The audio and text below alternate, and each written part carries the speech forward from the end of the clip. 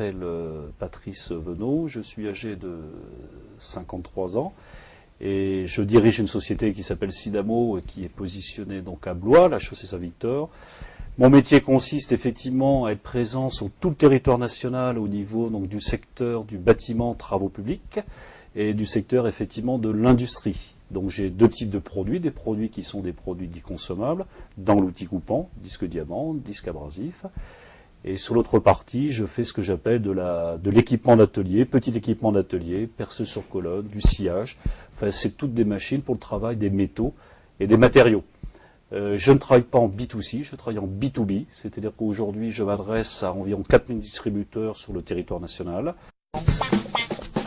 Alors, je vais parler de performance PME que j'ai eu l'occasion de rencontrer il y a quelques mois par l'intermédiaire de KPMG qui m'avait parlé effectivement de cette approche. Cela m'a intéressé, y compris avec mon associé, parce que je précise que nous sommes deux à diriger la société, Paul Seignol et moi-même. Et nous avons accepté effectivement d'être audités sur toute l'approche risque PME. Dans un premier temps, le terme risque, je peux plus apprécier que ça, parce que le risque pour nous veut strictement rien dire, du fait qu'il est normal que nous vivions avec, sinon nous ne serions pas chefs d'entreprise aujourd'hui.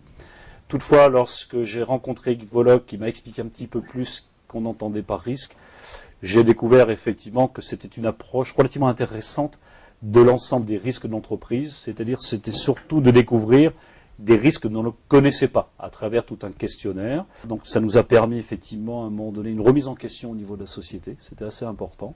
Bon, je précise que ça a eu lieu avant l'arrivée de la crise que l'on connaît depuis le mois d'octobre. Dans un sens, c'est tant mieux parce que ça nous a permis à un moment donné d'appréhender le futur sans tenir compte de ce que l'on connaît à l'heure actuelle.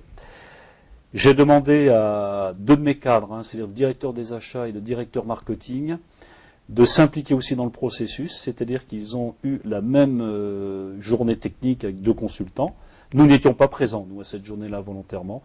L'objectif était de connaître leur perception des risques de la société et qui nous a permis de prendre des décisions immédiates, de créer ce qu'on a appelé un G4, tout simplement une garde rapprochée, pour bâtir un petit peu la stratégie du futur de la société. Parce que comme tout chef d'entreprise, forcément, nous pensons à transmission, même si elle n'est pas immédiate, elle est de toute façon à moyen terme, pour ne pas se faire d'illusions. Le fait d'associer ces cadres au type de performance PME permet aussi de les impliquer peut-être dans un processus de reprise de société. Et ce qui est toute notre stratégie, effectivement, qu'on essaye de bâtir à l'heure actuelle. Voilà ce que je peux dire sur performance PME et j'encourage beaucoup de mes confrères à participer à ce type de journée parce que là, effectivement, on apprend beaucoup de choses.